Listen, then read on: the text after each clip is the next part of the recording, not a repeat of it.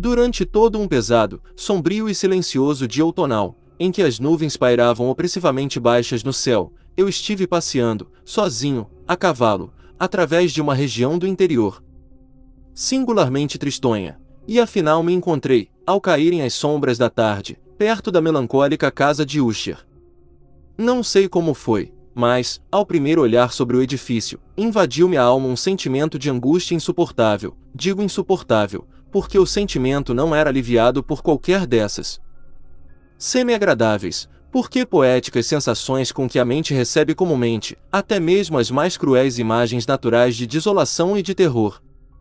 Contemplei o panorama em minha frente, a casa simples, os aspectos simples da paisagem da propriedade, as paredes glaciais, as janelas vazias, semelhando olhos, uns poucos canteiros de caniços e uns poucos troncos brancos de árvores mortas, que só posso comparar, com propriedade, a qualquer sensação terrena, lembrando os instantes após o sonho de ópio, para quem dele desperta a amarga recaída. Na vida cotidiana, o terrível tombar do véu. Havia um enregelamento, uma tontura, uma enfermidade de coração, uma irreparável tristeza no pensamento, que nenhum incitamento da imaginação podia forçar a transformar-se em qualquer coisa de sublime. Que era, parei para pensar, que era o que tanto me perturbava a contemplação da casa de Usher. Era um mistério inteiramente insolúvel, e eu não podia apreender as ideias sombrias que se acumulavam em mim, ao meditar nisso. Fui forçado a recair na conclusão insatisfatória que se há, sem dúvida, combinações de objetos muito naturais, que têm o poder de assim influenciar-nos. A análise desse poder, contudo, permanece entre as considerações além de nossa argúcia. Era possível refletir que um mero arranjo diferente dos detalhes da paisagem, dos pormenores do quadro, fosse suficiente para modificar, ou talvez aniquilar sua capacidade de produzir tristes impressões. E, demorando-me nesta ideia, dirigi o cavalo para a margem escarpada de um pantanal negro e lúgubre, que reluzia, parado junto ao prédio, e olhei para baixo, com um tremor ainda mais forte do que antes, para as imagens alteradas e invertidas dos caniços cinzentos e dos lívidos troncos de árvores e das janelas vazias semelhantes a olhos. Não obstante isso, eu me propusera ficar algumas semanas nesta mansão de melancolia. Seu proprietário, Roderick Usher, fora um dos meus alegres companheiros de infância, mas muitos anos haviam decorrido, desde nosso último encontro.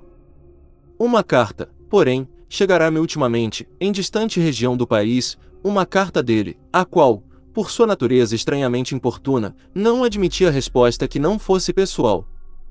O manuscrito dava indícios de nervosa agitação. O signatário falava de uma aguda enfermidade física, de uma perturbação mental que o oprimia e de um ansioso desejo de ver-me, como seu melhor, em realidade, seu único amigo pessoal, a fim de alcançar, pelo carinho de minha companhia, algum alívio a seus males. A maneira pela qual tudo isso, e ainda mais, era dito, o aparente sentimento que seu pedido demonstrava não me deixaram lugar para hesitação, e, em consequência, aceitei logo o que ainda considerava um convite bastante singular. Embora, quando crianças, tivéssemos sido companheiros íntimos, eu, na verdade, conhecia pouco meu amigo. Sua reserva sempre fora excessiva e constante.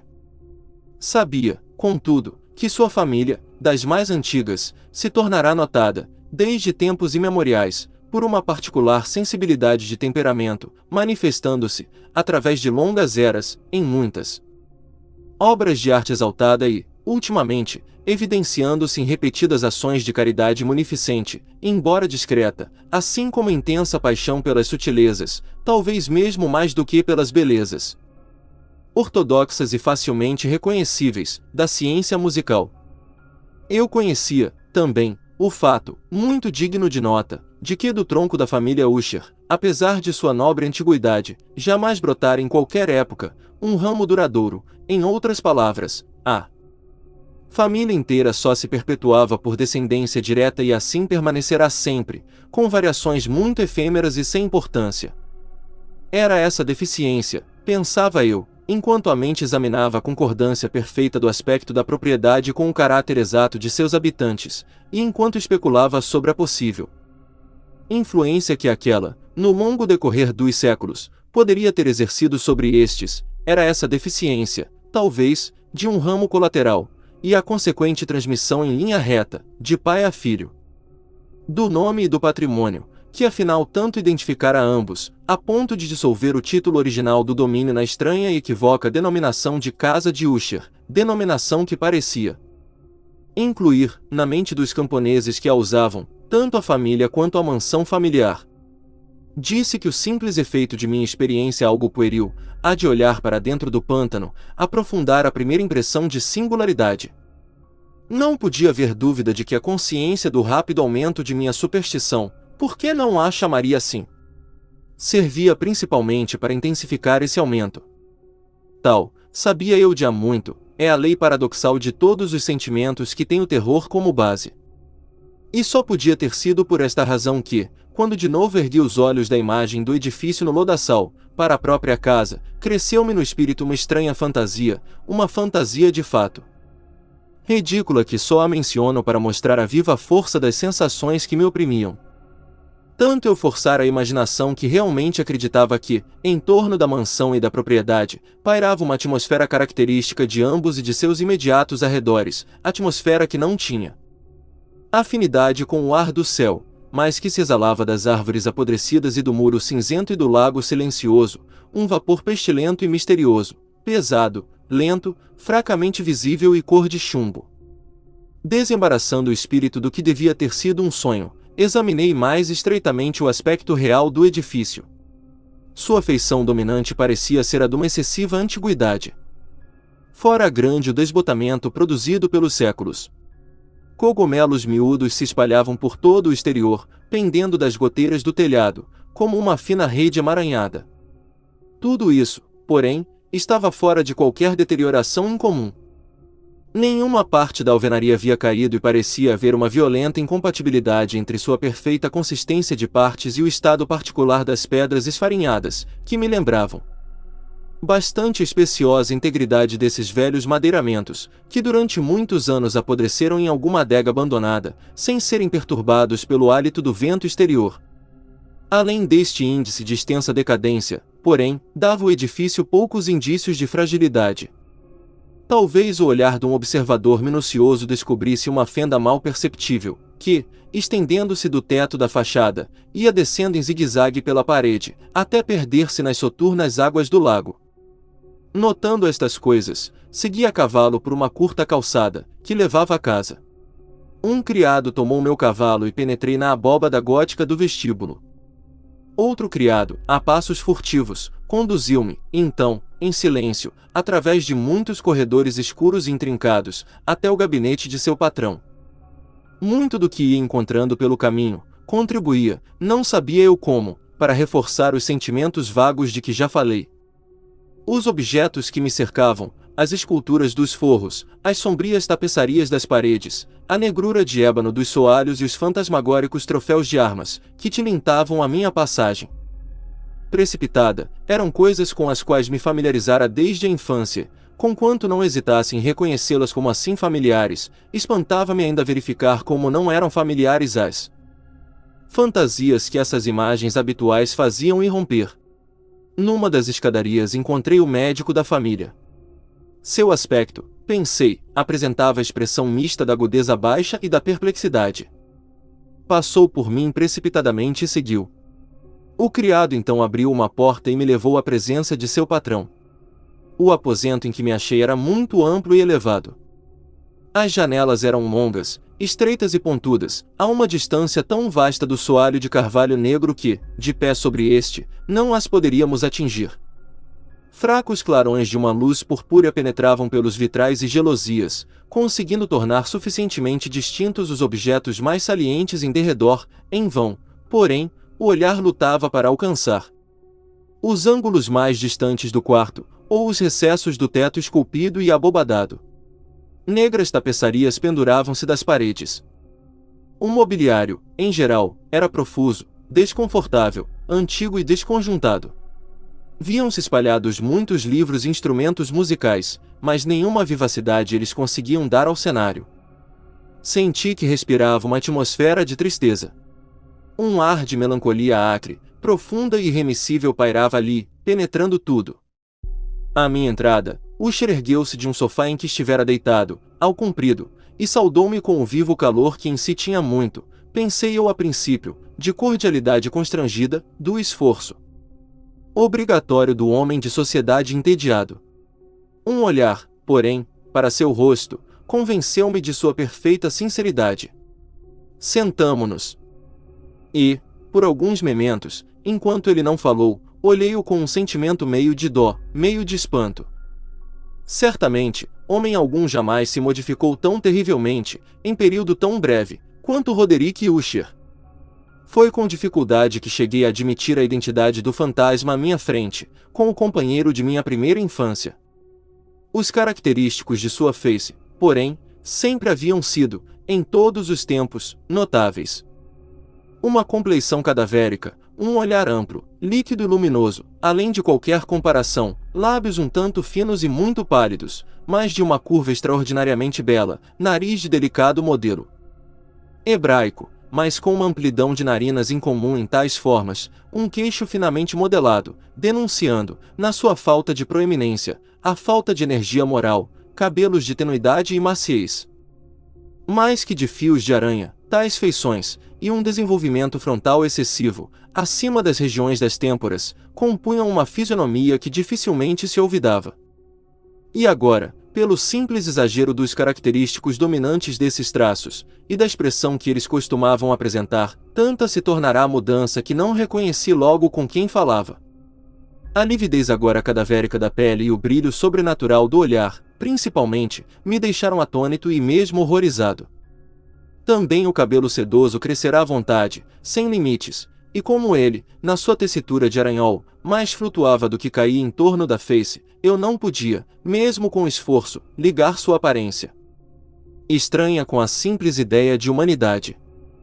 Impressionou-me logo certa incoerência nas maneiras de meu amigo, certa inconsistência, e logo verifiquei que isso nascia de uma série de lutas fracas e fúteis para dominar uma perturbação habitual. Uma excessiva agitação nervosa. Na verdade, eu me achava preparado para encontrar algo dessa natureza, não só pela carta dele, como por certas recordações de fatos infantis e por conclusões derivadas de sua conformação física e temperamento especiais. Seu modo de agir era alternadamente vivo e indolente. Sua voz variava, rapidamente, de uma indecisão trêmula, quando a energia animal parecia inteiramente ausente, aquela espécie de concisão enérgica, aquela abrupta, pesada, pausada e cavernosa enunciação, aquela pronúncia carregada, equilibrada e de modulação guturalmente perfeita, que se pode observar no ébrio quanto mais ou no irremediável fumador de ópio, durante os períodos de sua mais intensa excitação. Foi assim que ele falou do objetivo de minha visita, de seu ansioso desejo de me ver e da consolação que esperava que eu lhe trouxesse. Passou a tratar, com alguma extensão, do que concebia ser a natureza de sua doença. Era, disse ele, um mal orgânico e de família, para o qual desesperara de achar remédio. Simples afecção nervosa, acrescentou imediatamente, que sem dúvida passaria depressa. Desenvolvia-se numa multidão de sensações anormais. Algumas destas, como ele as detalhou, me interessaram e admiraram, embora talvez para isso concorressem os termos e o modo geral de sua narrativa. Sofria muito de uma acuidade mórbida dos sentidos, só o alimento mais insípido lhe era suportável, somente podia usar vestes de determinados tecidos, eram-lhe asfixiantes os perfumes de todas as flores, mesmo uma fraca luz lhe torturava os olhos, e apenas sons especiais, além dos brotados dos instrumentos, não lhe inspiravam horror. Verifiquei que ele era um escravo agrilhoado a uma espécie anômala de terror. Morrerei, disse ele, devo morrer nesta loucura deplorável. Estarei perdido assim e não de outra maneira. Temos acontecimentos do futuro, não por si mesmos, mas por seus resultados. Estremeço ao pensar em algum incidente, mesmo mais trivial, que possa influir sobre essa intolerável agitação da alma. Na verdade, não tenho horror ao perigo, exceto no seu efeito positivo, o terror.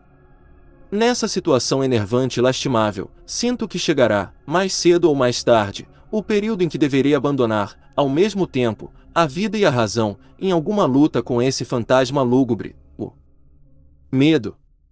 Fiquei sabendo, ademais, a intervalos e por meio de frases quebradas e equívocas, de outro traço singular de sua condição mental. Ele estava preso a certas impressões supersticiosas com relação ao prédio em que morava, e de onde, por muitos anos, nunca se afastara, e com relação a uma influência cuja força hipotética era exposta em termos demasiado tenebrosos, para serem aqui repetidos, influência que certas particularidades, apenas de forma e de substância, na sua casa de família, através de longos sofrimentos, dizia ele, exerciam sobre seu espírito, efeito que o físico das paredes e torreões cinzentos e do sombrio pântano, em que esse conjunto se espelhava afinal, produzira sobre o moral de sua existência. Ele admitia, porém, embora com hesitação, que muito da melancolia particular, que assim o afligia, podia rastrear-se até uma origem mais natural e bem mais admissível, na doença severa e prolongada. Na verdade, na morte aparentemente a aproximar-se, de uma irmã ternamente amacia, sua única companhia, durante longos anos, sua última e única parenta na terra. O falecimento dela, dizia ele, com amargura que nunca poderei esquecer, deixá-lo-ia, a ele, o desesperançado e frágil, como o último da antiga raça dos Ushers. Enquanto ele falava, Lady Madeline, pois era assim chamada, passou lentamente para uma parte recuada do aposento e, sem ter notado minha presença, desapareceu. Olhei-a com extremo espanto não destituído de medo. E contudo achava impossível dar-me conta de tais sentimentos. Uma sensação de estupor me oprimia, enquanto meus olhos acompanhavam seus passos que se afastavam. Quando afinal se fechou sobre ela uma porta, meu olhar buscou instintivamente, curiosamente, a fisionomia do irmão. Mas ele havia mergulhado a face nas mãos e apenas pude perceber que uma palidez, bem maior do que a habitual, se havia espalhado sobre os dedos emagrecidos, através dos quais se filtravam lágrimas apaixonadas. A doença de Lady Madeline por muito tempo zombara da habilidade de seus médicos.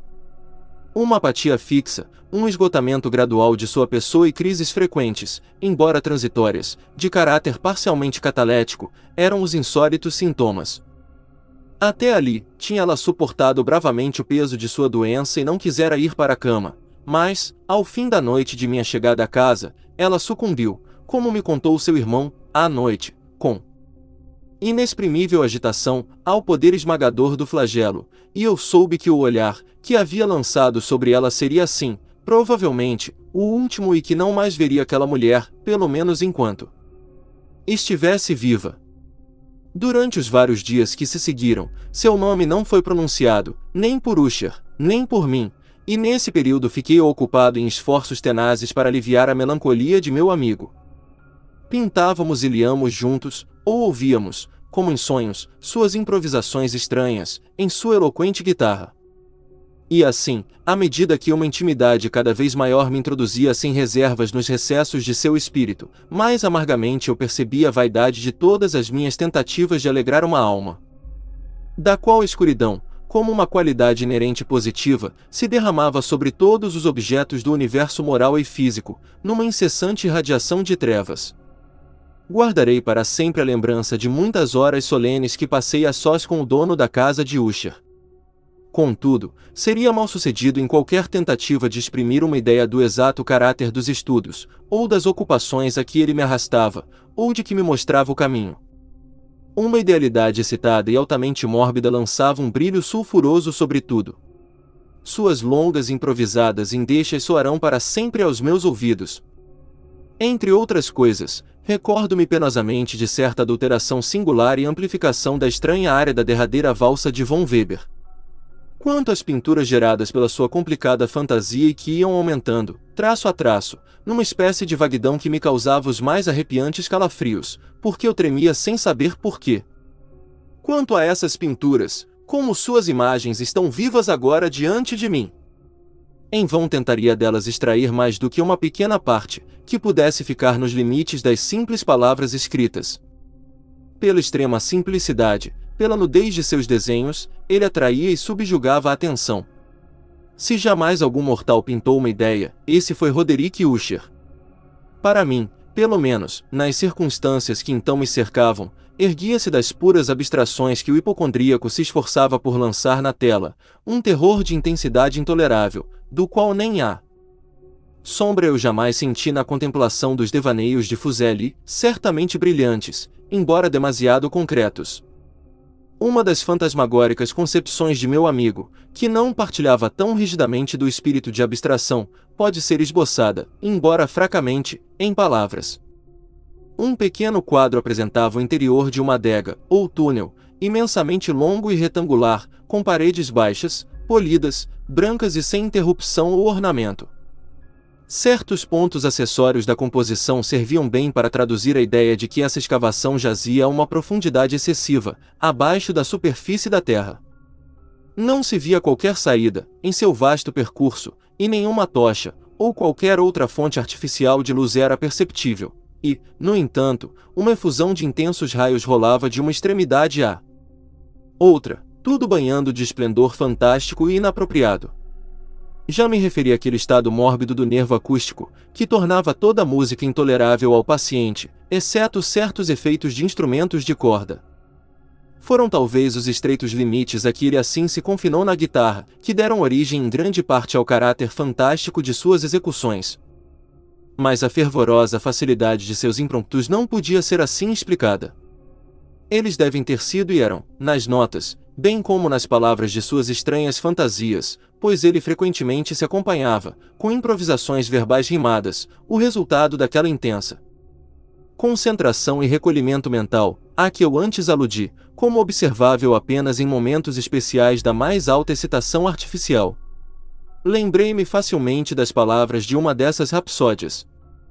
Talvez me tenha ela impressionado mais fortemente, quando ele me apresentou porque, na corrente subterrânea ou mística de seu significado, imaginei perceber, pela primeira vez, que Usher tinha pleno conhecimento do vacilar de sua elevada razão, sobre seu trono.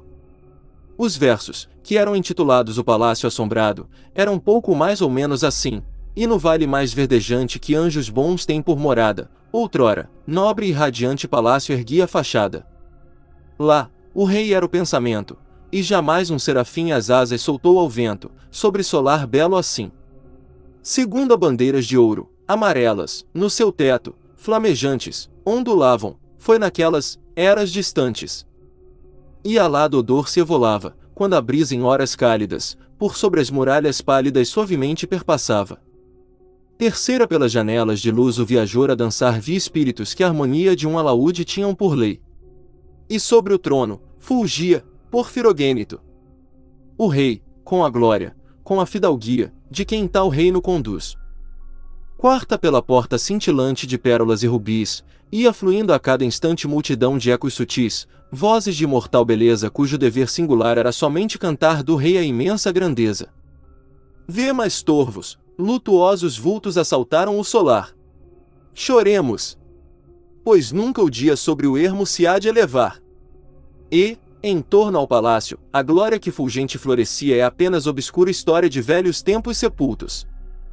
Sexta pelas janelas, agora, em brasa, avista o viajante estranhas formas, que agita uma música ululante, e, qual rio, se precipita pela pálida muralha uma turba que apavora, que não sorri, mas gargalha.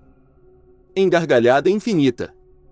Lembro-me bem que as sugestões surgidas desta balada conduziram-nos a uma corrente de ideias, dentro das quais se manifestou uma opinião de Usher, que menciono, não tanto por causa de sua novidade, pois outros homens têm pensado assim, como por causa da pertinácia com que a mantinha. Esta opinião, na sua forma geral, era a da sensitividade de todos os seres vegetais. Mas, na sua fantasia desordenada a ideia havia assumido um caráter mais audacioso, e avançava sob certas condições, no reino do inorgânico. Faltam-me palavras para exprimir toda a extensão, ou o grave abandono de sua persuasão. Esta crença, todavia, estava ligada, como já dei antes a entender, às cinzentas pedras do lar de seus antepassados. As condições da sensitividade tinham sido aqui, imaginava ele, realizadas pelo método de colocação dessas pedras, na ordem do seu arranjo, bem como na dos muitos fungos que as revestiam, e das árvores mortas que se erguiam em redor, e acima de tudo, na longa e imperturbada duração deste arranjo, e em sua reduplicação nas águas dormentes do lago.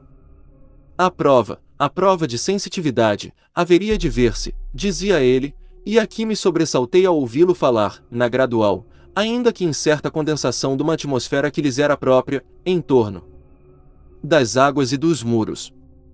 O resultado era discernível, acrescentava ele, naquela influência silenciosa, embora importuna e terrível, que, durante séculos, tinha moldado os destinos de sua família, e fizera dele, tal como eu agora o via, o que ele era. Tais opiniões não necessitam de comentários e por isso nenhum farei. Nossos livros, os livros que, durante anos, tinham formado não pequena parte da existência mental do inválido, estavam, como é de supor-se, de perfeito acordo com esse caráter de visionário. Analisáramos juntos obras tais como Verte-Verte e a Cartucha, de Gresset, o Belfegor, de Maquiavel, O Céu e Inferno, de Swedenborg, A Viagem Subterrânea de Nicolau Klein, de Auberg, Quiromancia, de Robert Flood, de Jean Dagenais e de Lachambre, A Viagem no Azul, de Tieck, e A Cidade do Sol, de Campanella. Um volume favorito era uma pequena edição, em 8 graus, do Directorium Inquisitorium, do dominicano Emeric de Girone, e havia passagens de Pomponius Mela, a respeito dos velhos sátiros africanos e dos egipães, sobre as quais ficava Usher a sonhar durante horas. Seu principal deleite, porém, consistia na leitura de um livro excessivamente raro e curioso, 1 em 4 graus gótico, Manual de uma Igreja Esquecida, Vigiliae Mortorum Secundum, Chorum Ecclesiae Maguntinae. Não podia deixar de pensar no estranho ritual dessa obra, e na sua provável influência sobre o hipocondríaco, quando uma noite, tendo-me informado bruscamente que Lady Madeline não mais vivia, revelou sua intenção de conservar-lhe o corpo, por uma quinzena, antes de seu enterramento definitivo, em uma das numerosas masmorras, dentro das possantes paredes do castelo. A razão profana, porém, que ele dava de tão singular procedimento, era dessas que eu não me sentia com liberdade de discutir. Como irmão, tinha sido levado a essa resolução, assim me dizia ele, tendo em conta o caráter insólito da doença da morta, certas perguntas importunas e indiscretas da parte de seus médicos e a localização afastada e muito exposta do cemitério da família. Não negarei que, quando me veio à memória a fisionomia sinistra do indivíduo a quem encontrara na escada, no dia de minha chegada à casa, perdi a vontade de opor-me ao que eu encarava, quando muito, como uma preocupação inocente e sem dúvida alguma muito natural. A pedido de Usher, ajudei-o pessoalmente nos arranjos para o sepultamento temporário. Tendo sido o corpo metido no caixão, nós dois, sozinhos, levamo-lo para seu lugar de repouso. A adega na qual o colocamos, e que estivera tanto tempo fechada, que nossas tochas semi-amortecidas na sua atmosfera sufocante, não nos permitiam um exame melhor do local, era pequena, úmida e sem nenhuma entrada para a luz, achava-se, a grande profundidade, logo abaixo daquela parte do edifício, em que se encontrava meu próprio quarto de dormir. Tinha sido utilizada, ao que parece, em remotos tempos feudais, para os péssimos fins de calabouço e, em dias recentes, como paiol de pólvora, ou de alguma outra substância altamente inflamável, pois uma parte do chão e todo o interior de uma longa arcada, por onde havíamos passado, estavam cuidadosamente revestidos de cobre. A porta de ferro maciço tinha sido também protegida de igual modo. Quando girava nos gonzos, seu enorme peso produzia um som insolitamente agudo e irritante. Tendo depositado nosso fúnebre fardo sobre cavaletes, naquele horrendo lugar, desviamos em parte a tampa, ainda não pregada do caixão, e contemplamos o rosto do cadáver. Uma semelhança chocante entre o irmão e a irmã deteve então, em primeiro lugar, a minha atenção, e Usher, adivinhando, talvez, meus pensamentos, murmurou umas poucas palavras, pelas quais vinha a saber que a morta e ele tinham sido gêmeos e que afinidades, de uma natureza mal inteligível, sempre haviam existido entre eles. Nossos olhares, porém, não descansaram muito tempo sobre a morta, pois não a podíamos contemplar sem temor. A doença, que assim levará ao túmulo a senhora, na plenitude de sua mocidade, havia deixado, como sempre acontece em todas as doenças de caráter estritamente catalético, a ironia de uma fraca coloração no seio e na face, e nos lábios aquele sorriso, desconfiadamente hesitante, tão terrível na morte. Fechamos e pregamos a tampa, e, depois de havermos prendido a porta de ferro, retomamos com lassidão o caminho de volta, para os aposentos, pouco menos sombrios, da parte superior da casa. E, então, tendo decorrido alguns dias de amargo pesar, uma mudança visível operou-se nos sintomas da desordem mental de meu amigo. Suas maneiras usuais desapareceram. Suas ocupações costumeiras eram negligenciadas ou esquecidas. Vagava de quarto em quarto, a passos precipitados, desiguais e sem objetivo.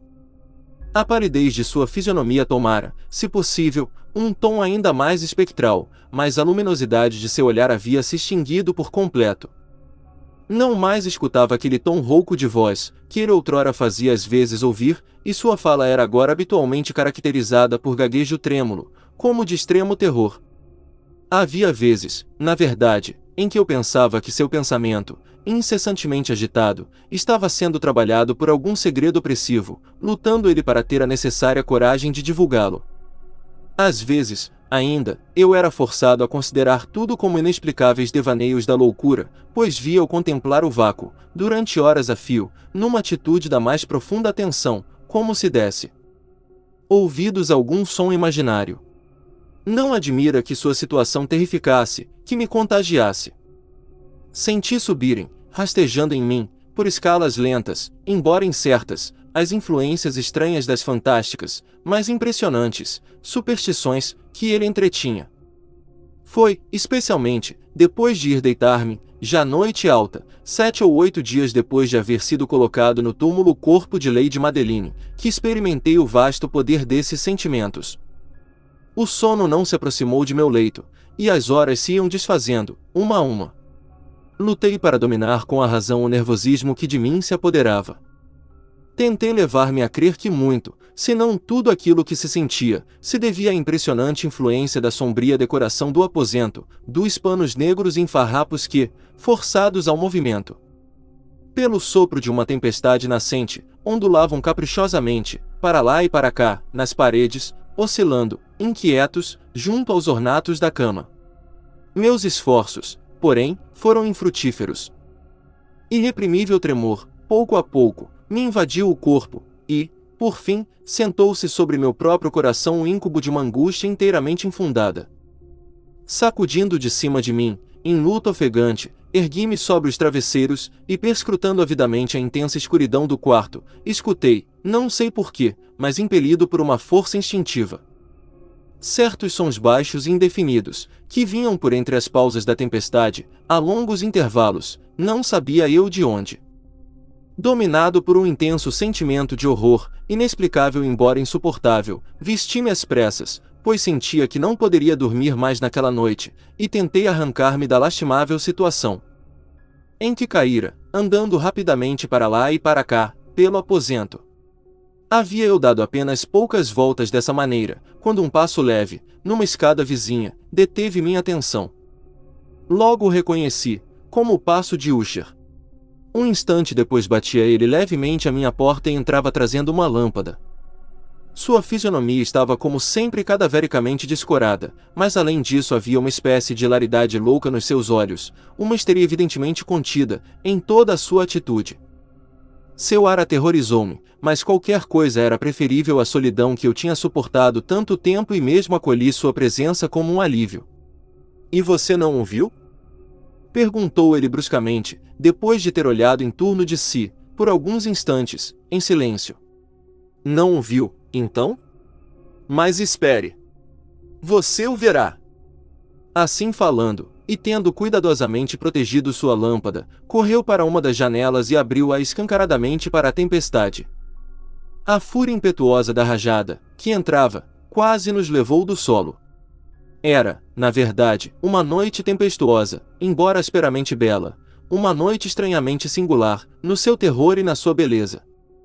Um turbilhão, aparentemente, desencadeara sua força na nossa vizinhança, pois havia frequentes e violentas alterações na direção do vento e a densidade excessiva das nuvens, que pendiam tão baixas, como a pesar sobre os torreões da casa, não nos impedia de perceber a velocidade natural, com que elas se precipitavam, de todos os pontos, umas contra as outras, sem se dissiparem na distância. Disse que mesmo sua excessiva densidade não nos impedia de perceber isto, contudo não podíamos ver a lua ou as estrelas, nem havia ali qualquer clarão de relâmpagos. Mas as superfícies inferiores das vastas massas de vapor agitado, bem como todos os objetos terrestres, imediatamente em torno de nós, estavam cintilando a luz sobrenatural de uma exalação gasosa, fracamente luminosa e distintamente visível, que pendia em torno da mansão, amortalhando-a. Você não pode contemplar isso, disse eu, estremecendo, a Usher, enquanto o levava, com suave energia, da janela para uma cadeira. Esses espetáculos que o perturbam são simples fenômenos elétricos comuns. Ou talvez tenham sua origem fantasmal nos miasmas fétidos do pântano. Fechemos esta janela, o ar está frio e é um perigo para sua saúde. Anue está um de seus romances favoritos. Lê-lo-ei e você escutará. E assim passaremos esta terrível noite juntos. O velho volume que apanhei era a Assembleia dos Loucos, de Sir Lancelot Canning, mas eu o havia chamado favorito de Usher, mais por triste brincadeira que a sério, pois, na verdade, pouca coisa havia, em sua prolixidade grosseira e sem imaginação, que pudesse interessar a idealidade elevada e espiritual de meu amigo. Era, contudo, o único livro imediatamente à mão, e abriguei a vaga esperança de que a excitação que, no momento agitava o hipocondríaco, pudesse achar alívio, pois a história das desordens mentais está cheia de anomalias semelhantes, mesmo no exagero das loucuras que eu iria ler. A julgar, na verdade, pelo ar estranhamente tenso de vivacidade, com que ele escutava, ou fingia escutar as palavras da narração, eu poderia congratular-me pelo êxito do meu desígnio. Havia chegado aquele trecho, muito conhecido da história, em que Teoredo, o herói do triste, tendo procurado, em vão, entrar pacificamente na casa do eremita, passa a querer abrir caminho à força. Aí, como onde recordar-se, as palavras da narrativa dizem o seguinte: e Teoredo, que era, por natureza, de coração valente, que se achava então ainda mais encorajado, por causa da força do vinho que tinha bebido, não esperou mais tempo para travar discussão com o eremita, que, na verdade, tinha um jeito obstinado e malicioso, mas, sentindo a chuva nos ombros e temendo desencadear-se da tempestade, ergueu sua massa e, com repetidos golpes, abriu rapidamente caminho nos tabuados da porta, para sua manopla, e então, empurrando com ela firmemente, tanto arrebentou, e fendeu, e despedaçou tudo, que o barulho da madeira seca e do som oco repercutia, alarmando toda a floresta. Ao terminar esta frase, sobressaltei-me e, durante um momento, me detive, pois me parecia, embora imediatamente concluísse que minha imaginação excitada me havia enganado, que, de alguma parte, muito distante da casa, provinha, indistintamente, aos meus ouvidos, o que poderia ser, na exata similaridade de seu caráter, o eco, mas um eco certamente abafado e cavo, do som verdadeiramente estalante e rachante, que Sir Lancelot havia tão caracteristicamente descrito. Foi, não resta dúvida, somente a coincidência que havia detido minha atenção, pois entre o render dos caixilhos das janelas e os rumores habituais e misturados da tempestade ainda em aumento, o som em si mesmo, nada tinha, de certo, que pudesse ter me interessado ou perturbado. Continuei a história, mas o bom campeão Eteoredo, entrando agora pela porta, ficou excessivamente enraivecido e espantado, por não encontrar sinal algum do malicioso eremita, mas em lugar dele um dragão havia, de aspecto escamoso e monstruoso, e com uma língua chamejante, que estava de guarda diante de um palácio de ouro, com um chão de prata. E sobre a parede pendia um escudo de bronze cintilante, com esta legenda gravada: quem aqui peneirar, conquistador será, quem matar o dragão, esse, o escudo terá. E Eteoredo ergueu sua clave e descarregou-a sobre a cabeça do dragão, que caiu diante dele e lançou seu pestilento suspiro, com um berro tão horrível e rouco e ao mesmo tempo tão agudo, que Eteoredo foi obrigado a cobrir os ouvidos com as mãos, contra o tremendo barulho, que igual jamais ele ouvirá. Aqui de novo eu parei bruscamente e então, com um sentimento de estranho espanto, pois não poderia haver dúvida alguma de que neste instante eu tivesse realmente ouvido, embora me fosse impossível distinguir de que direção ele provinha, um som baixo e aparentemente distante, mais áspero, prolongado e bem singularmente penetrante ou rascante, a exata reprodução daquilo que minha fantasia já havia figurado, como o berro desnatural do dragão, tal como o descrevera o romancista. Opresso, como certamente estava, diante da extraordinária coincidência, por mil sensações contraditórias, em que predominava o espanto e o extremo terror, mantive ainda suficiente presença de espírito para impedir-me de excitar, por qualquer observação, a sensibilidade nervosa de meu companheiro. Não tinha certeza alguma de que ele houvesse notado os sons em questão, embora certamente uma estranha alteração, durante os últimos minutos, se houvesse operado na sua atitude. De uma posição fronteira à minha, ele havia gradualmente feito girar sua cadeira, de modo a ficar sentado de frente para a porta do quarto, e assim eu podia avistar apenas parcialmente suas feições. Embora visse que seus lábios tremiam, como se ele estivesse murmurando sons inaudíveis. A cabeça havia-lhe pendido sobre o peito e, no entanto, eu sabia que ele não estava adormecido, por ver-lhe os olhos escancarados e vítreos, quando lobriguei a avistar-lhe o perfil.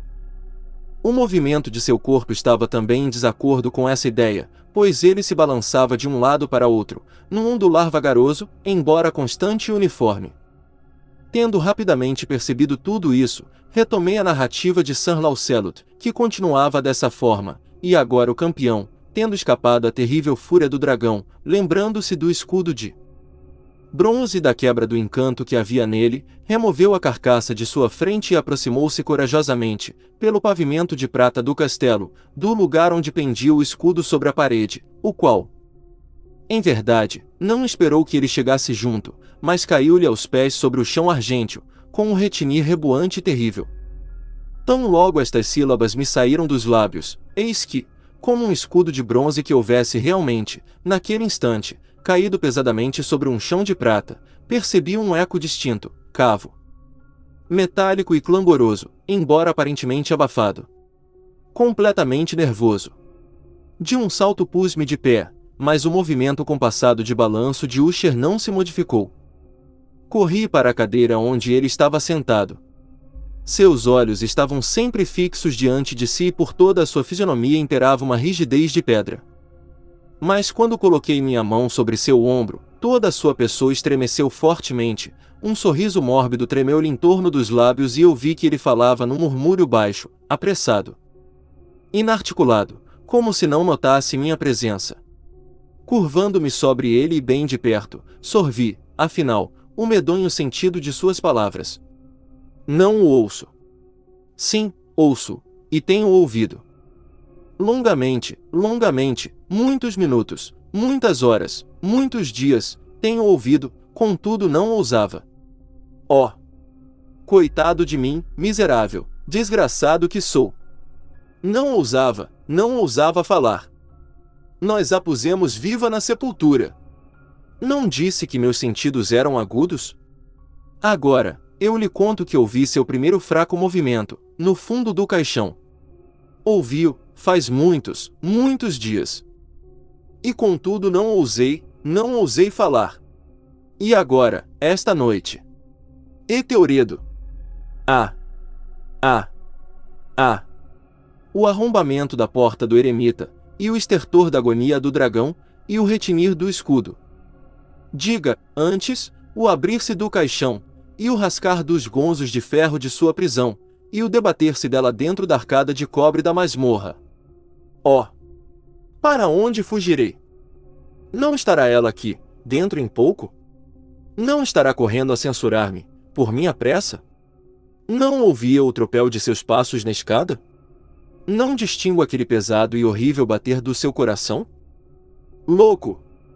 E aqui saltou ele furiosamente da cadeira e gritou, bem alto, cada sílaba, como se com aquele esforço estivesse exalando a própria alma, louco. Digo-lhe que ela está, agora, por trás da porta.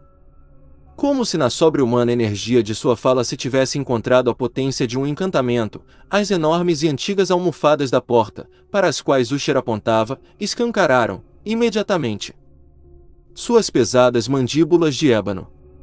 Foi isso obra de furiosa rajada, mas, por trás da porta, estava de pé a figura elevada e amortalhada de Lady Madeline de Usher. Havia sangue sobre suas vestes alvas e sinais de uma luta terrível, em todas as partes de seu corpo emagrecido.